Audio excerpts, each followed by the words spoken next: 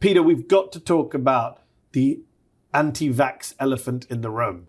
RFK Jr. is the Health and Human Services Secretary of the United States government. Did you ever imagine that someone would say that statement out loud to you? Well, not only that he became Health and Human Services Secretary, which is an absolute tragedy for the country, but the fact that there's been none of the usual checks and balances to kind of rein him in, either coming from the White House or from the Republican senators and House members. They voted to confirm him. Well, even after Bill Cassidy, medical doctor. But even after confirming him, there should be some kind of reins put on. I mean, look what he's done. I mean, he's reopened this phony baloney vaccine and autism agenda, which is how I got involved in it, because I'd spoken to RFK Jr. for a full year. You know, I'd say, Bobby, there are actually environmental exposures that interact with autism genes that we know about. An example is Depakote or valproic acid. So if you're pregnant and not aware of it, and on Depakote, that interacts with autism genes and increases the likelihood your child will be born with an autism phenotype. And I named 4 or 5 other ones just like that. And he had no interest, zero interest. And I was shocked.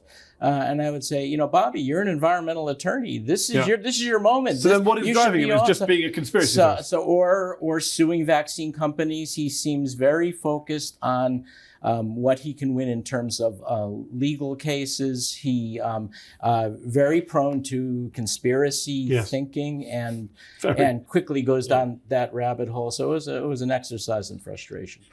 You know, when you ask what is driving RFK Jr., you know, I have a shorter answer. We're all talking about him, aren't we?